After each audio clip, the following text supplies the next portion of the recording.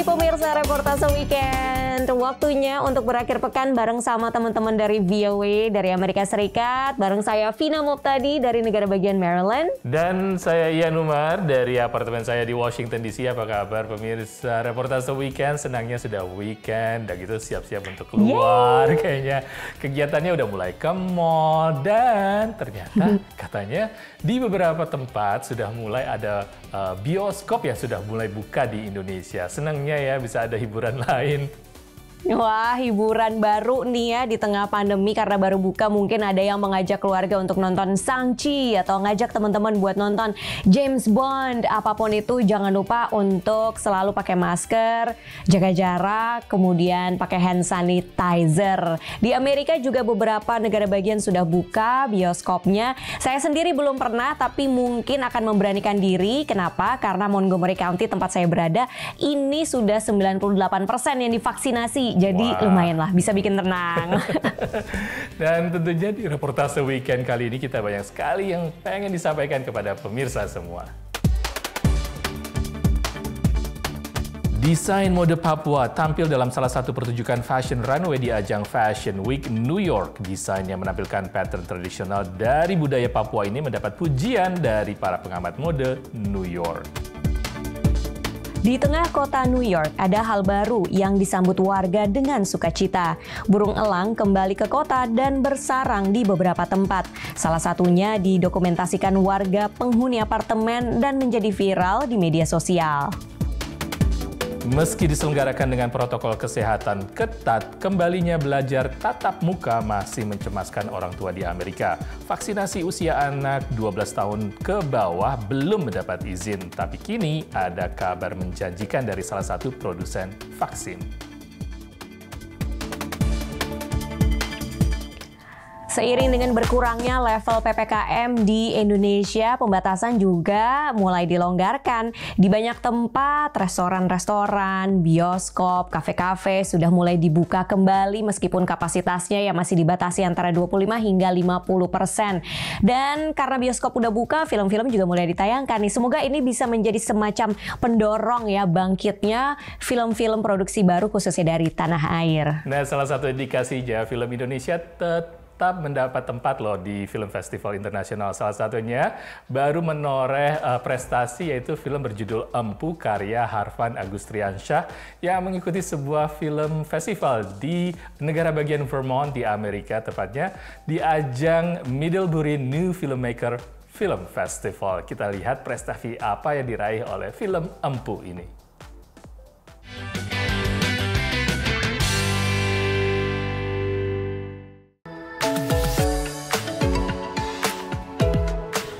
Inilah Middlebury, sebuah kota kecil yang cantik terletak di pegunungan Vermont, negara bagian Amerika yang terkenal dengan wisata alam. Kota berpenduduk sekitar 7.000 orang ini menjadi perhatian industri film di Amerika atas penyelenggaraan festival film yang menginspirasi para pembuat film pemula di seluruh dunia. Pada akhir Agustus lalu, ratusan pencinta film, kritikus film, sutradara, aktor, aktris, produser dan masyarakat film datang ke kota ini.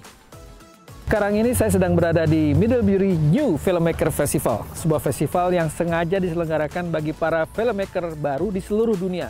Dan yang menarik, ada sutradara Indonesia bernama Harvan Agustriansyah, seorang filmmaker film pendek yang cukup terkenal yang ternyata memenangkan award di festival kali ini. Bagaimana ceritanya? Ini dia. Festival ini memberikan kesempatan untuk para filmmaker pemula yang baru pertama atau kedua kali membuat film.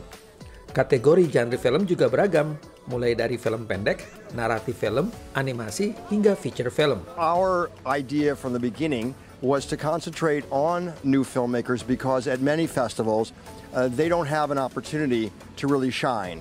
And we decided to create this niche that would give them a level playing field. They could come here and have their work shown and showcased, as I said, in a very equitable way. Film berjudul Empu atau Sugar on the Wafer Chair, karya sutradara muda Harvan Agustriansyah terpilih untuk diputar di layar utama festival ini. Aku mau punya teman banyak, aku mau punya pengalaman banyak, Aku juga mau berkarya di sini. Film yang bercerita tentang 3 perempuan Indonesia yang berjuang untuk kesetaraan gender mendapat sambutan dan apresiasi dari penonton. Saat nanti hidup saya itu akan manis. Kami ini bukan suruh. It was fabulous. It was quite interesting. Some of the things that came forward. It was fantastic. I just loved the way that it showed women finding their way. Kami memenangi award untuk diwakilkan sebagai representatif dari film Indonesia di ajang ini gitu. Keren. Kebetulan emang tayangnya di Middlebury Film Festival ini gitu. Film ini juga memenangkan penghargaan dari The American Indonesian Culture and Educational Foundations atau AICEF yang bekerja sama dengan Bali International Film Festival. People had amazing reactions to both films, and for me personally, to see the reaction they had to Harvan's film was just amazing. I mean, we did not expect the kind of reaction that I've been hearing since the film was shown yesterday. You know, it's amazing. Menurut Wayne Forrest, kerjasama antara AICEF dan Middlebury New Filmmaker Festival akan membuka kesempatan bagi filmmaker baru Indonesia untuk tampil di industri film Amerika. Festival ini akan kembali diadakan pada tahun 2022 mendatang. Pratama, Ando Juwono, dan Yogi Laksono, VOA, New York.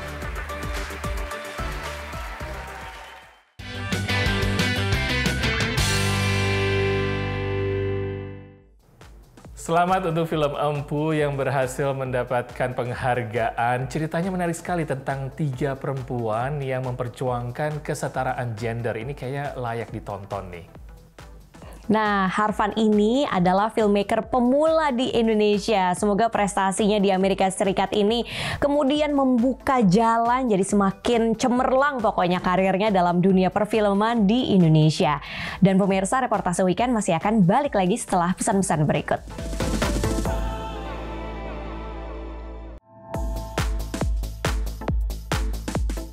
Pemirsa, Anda masih bersama Reportase Weekend. Pandemi juga berdampak pada urbanisasi kota-kota besar di berbagai negara. Contohnya juga di Amerika, di New York, San Francisco, ataupun juga Washington DC. Banyak warga sekarang yang menghindari kepadatan atau area yang padat. Jadi mereka pindah ke kota-kota kecil, tapi tetap bekerja dari rumah. Akibatnya, karena jarang orang, kayaknya semakin asri deh kota-kota besar ini. Terus ada satu hal lagi nih yang menarik ya, yang terjadi di tengah kota New York, yaitu kembalinya burung elang yang bersarang. Nah, ini sempat diabadikan oleh seorang warga kota New York dan sempat jadi viral juga di media sosial. Kita lihat yuk.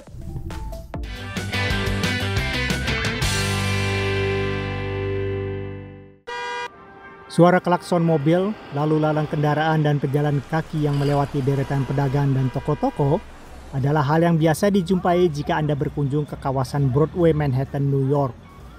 Namun, jika Anda melihat ke atas, ada sesuatu yang tidak lazim. Never. I've never seen anything like this. Only in recent years, I would say in the last maybe 5 to 10 years, we're beginning to see animals such as birds reclaim back the land. I never thought that would also include a red-tailed hawk. Michael Palmamir besar di kota New York. Selama dia tinggal di sana, hewan kota yang biasa dilihat hanya tikus dan burung dara. Dia tidak pernah mengira akan melihat satwa liar bersarang persis di luar jendela apartemennya. Early March, late February, early March, I would hear a pecking at the window, and I couldn't understand what it was. I poked my head out of another window to see. And when I poked my head out, I saw that the red-tailed hawk was standing right there on the fire escape. The bird is about that big. But I was excited. I went in to look for my camera with a long lens. I took a picture, and then I saw him coming right at me. When I saw that, I went back in and I shut my window. My heart was beating. And I thought, well, that's it. I'm never going to see them again, but at least I have one good picture. Burung elang itu terlihat nyaman di sarangnya. Salah satu alasannya menurut Michael, karena di sana banyak tersedia makanan seperti tikus dan burung dara. I think there are many reasons for that. First, there's a lot of food in the area. Many pigeons, many rats. So it's a good position, and plus the building is behind them. So the wind comes from the west here.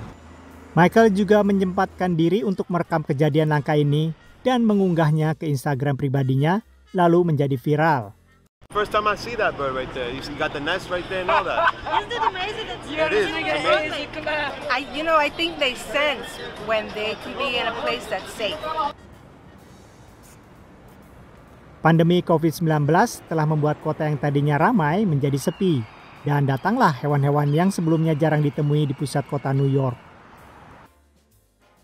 Dari kota New York, saya Ronan Zakaria, Ana Nelson, dan tim 5 Kilo VOA.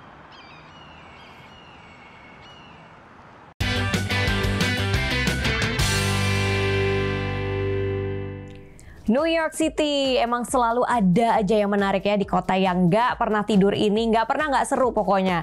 Biasanya selalu padat dengan orang-orang, dengan manusia, tapi ternyata sekarang hewan liar juga berminat untuk tinggal di New York ya. Ya tapi tetap padat kok kota New York. Buktinya di Times Square baru-baru ini ada grand launching Cafe Dangdut. Nah ini acaranya digelar di Times Square yang padat, ada panggung, ada penyanyi dangdut Fitri Karlina juga untuk tampil di sana. Ada tarian macam-macam. Walaupun namanya Grand Launching Cafe Dangdut, tapi keberadaan dari Cafe Dangdut itu masih dalam proses.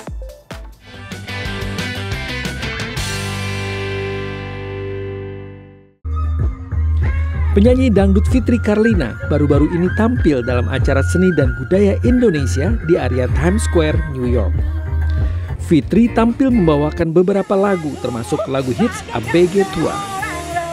Puluhan warga Indonesia bergembira menyambut penampilan Fitri sambil berjoget dangdut di depan panggung. Happy banget perjuangan kita selama bertahun-tahun untuk bisa membawa dangdut Goes to Amerika. Ini benar-benar adalah puncak pencapaian kita. Aku di sini bisa dibilang adalah pembuka jalan gitu. Kegiatan yang kita gelar dalam rangka Grand Launching Cafe Dangdut New York dan Indo Pop Movement di Times Square di seberang Red Stairs itu berjalan sangat baik dan mendapat sambutan cukup meriah dari warga masyarakat kita dan juga warga masyarakat yang memadati kawasan Times Square ini. Acara yang juga menampilkan berbagai pertunjukan tarian hingga fashion yang menampilkan karya desainer Indonesia, salah satunya desainer senior Hengki Kawilarang. Temanya memang batik benang bintik dari Kalimantan Tengah. Saya kolaborasi dengan teman saya Flo. Jadi Hengki Kawilarang X Flo coba mengangkat batik benang bintik khas Dayak dari Kalimantan Tengah.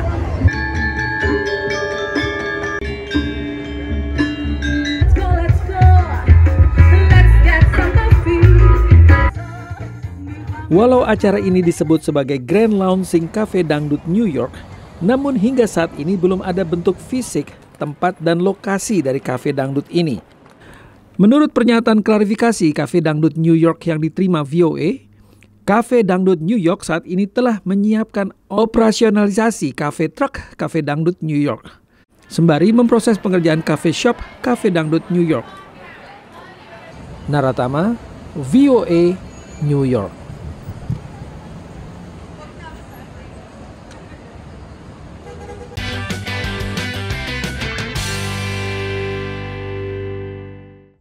Pinter juga ya bikin promosi di tengah kota New York, apalagi di Times Square. Banyak sekali turis di sana yang pasti bakalan nengok, wah ada musik apa ini, jadi pengen tahu musik dangdut itu apa. Jadi ikutan joget juga jangan-jangan ya kan.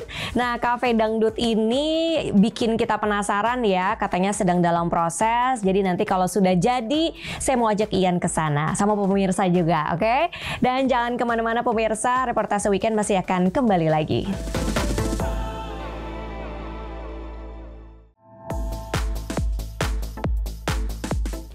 Pemirsa, kita balik lagi di reportase weekend persembahan dari VOA. Saya tinggal di Montgomery County, Maryland. Keadaan pandemi di sini cukup terkendali. Sudah 98% lebih orang divaksin di sini, tingkat yang tertinggi di seluruh Amerika Serikat.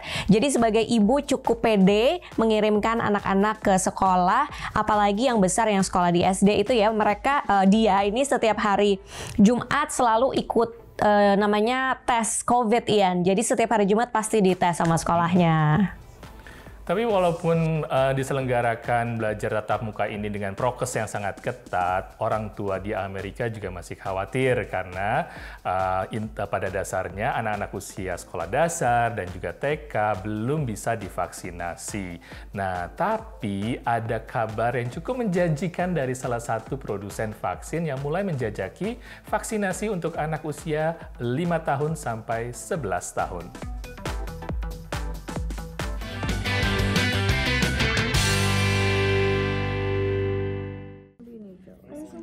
Maya, usia 10 tahun dari New Jersey, adalah salah satu dari 2.000 anak yang ikut dalam uji klinis vaksin Pfizer untuk anak. Ibunya adalah seorang dokter. Seeing people die from COVID, the fear of bringing COVID home to our family has been and is terrifying. Seperti uji klinis lain, saat disuntik tidak diketahui apakah Maya menerima vaksin atau placebo. Tapi Maya sudah punya rencana begitu ia tervaksinasi penuh. Have a sleepover, like a huge sleepover with all my friends. Menurut Pfizer, uji klinis terhadap anak 5 hingga 11 tahun cukup menjanjikan. I'm very pleased to announce that we have the first data that we're going to be submitting to the FDA that demonstrates a robust immune response and a satisfactory safety profile for the Pfizer-BioNTech mRNA vaccine in children 5 to 11 years of age. Dosis bagi anak lebih sedikit dibandingkan bagi orang dewasa, sekitar sepertiga dosis bagi remaja 12 tahun ke atas dan orang dewasa. Despite the smaller dose in the smaller children, it actually showed to be as vigorous as the other data we had for older age groups. So we're seeing the antibody response as robust and the threshold, it's meeting that protective threshold. Vaksin Pfizer yang dibuat perusahaan farmasi AS ini bersama dengan mitra dari Jerman BioNTech kini telah mendapatkan izin penggunaan penuh dari Badan Pengawas Obat dan Makanan FDA. Dan saat ini tersedia untuk seluruh warga AS usia 12 tahun ke atas. Bila data yang diajukan Pfizer ini memuaskan FDA, maka izin penggunaan darurat bisa diterbitkan sekitar Oktober. Ini melegakan bagi banyak orang tua yang saat ini khawatir atas keselamatan putra-putri mereka yang menjalani kelas tatap muka. COVID memang bisa menulari anak-anak, meskipun umumnya gejala yang dialami adalah gejala ringan. Tapi penyebaran varian Delta yang lebih menular dibandingkan varian-varian sebelumnya mendongkrak kasus COVID pada anak. Yeah, particularly in the setting of the Delta variant, hospitals are seeing more pediatric cases. My understanding is that for those children that are hospitalized, 1/4 of them are ending up in intensive care. Fortunately, deaths are uncommon, but nonetheless, this is a huge burden. Ditambah lagi anak-anak bisa mengalami long COVID alias berlanjutnya gejala COVID lama setelah virus tak lagi berada di tubuh mereka. Seperti orang dewasa, anak butuh 2 suntikan vaksin dan efek samping yang dilaporkan mirip dengan untuk orang dewasa. Dari Washington DC, Nova Purwadi dan tim VOA.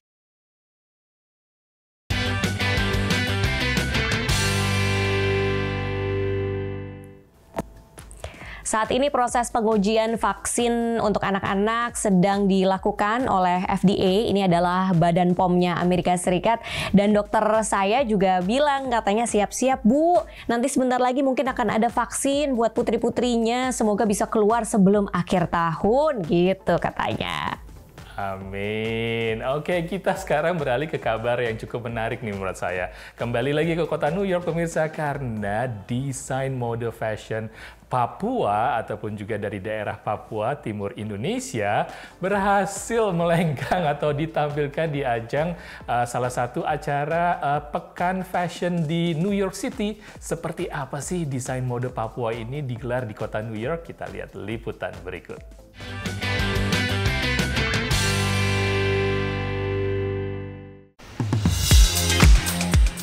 Fashion Indonesia kembali mencuri perhatian publik di kota New York. Pada pertengahan September lalu, desainer mode Indah Dari mendapat pujian di ajang NYC Live at Fashion Week.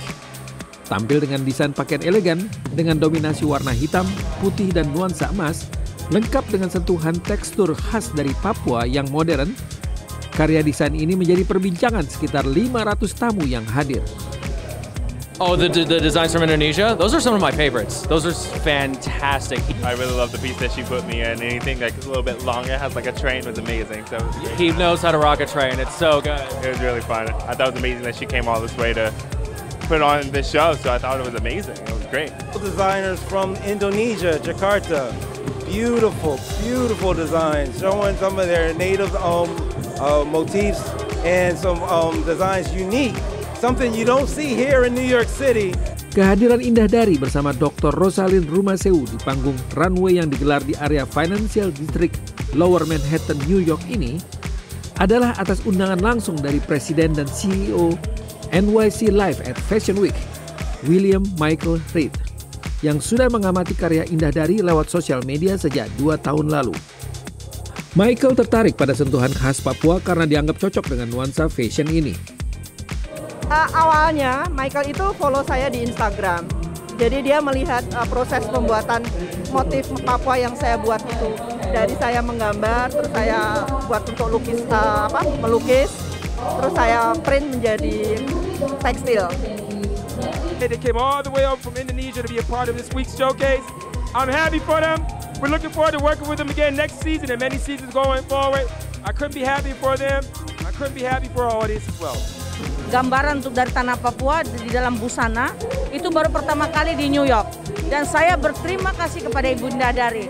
Nah, dengan adanya penampilan di New York ini bisa membuat seniman-seniman di Papua untuk bangkit berkarya untuk Indonesia, khususnya Papua. Konsep pertunjukan NYC Live at Fashion Week adalah live show, di mana pagelaran fashion ini ditayangkan secara langsung secara live di internet. Indah Dari dan Dr. Rosalind Rumaseu juga dapat menjelaskan konsep desain pakaian Papua saat diundang menjadi tamu dalam program talk show spesial. Harapan saya bahwa Papua bisa dikenal lebih mendunia ya, lebih mendunia, bahwa Papua itu kita punya motif Papua itu bagus-bagus dan tidak kalah dengan yang lain. Hadirnya desain Papua dalam pagelaran fashion ini membuka jalan bagi karya-karya desain khas tradisi Indonesia untuk kembali tampil di kota New York. Naratama, VOA, New York.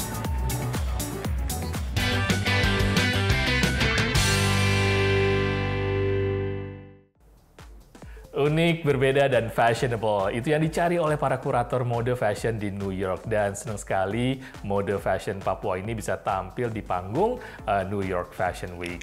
Saya sebagai orang Indonesia yang ada di Amerika Serikat ikut bangga loh ngelihat ada fashion Papua di New York Fashion Week. Dan sekian dulu reportase weekend kita untuk kali ini. Semoga terinspirasi. Kita ketemu lagi minggu depan ya. Saya Vina Muptadi dari negara bagian Maryland. Dan saya Ian Umar dari apartemen saya di Washington DC. Sampai ketemu lagi. Bye-bye.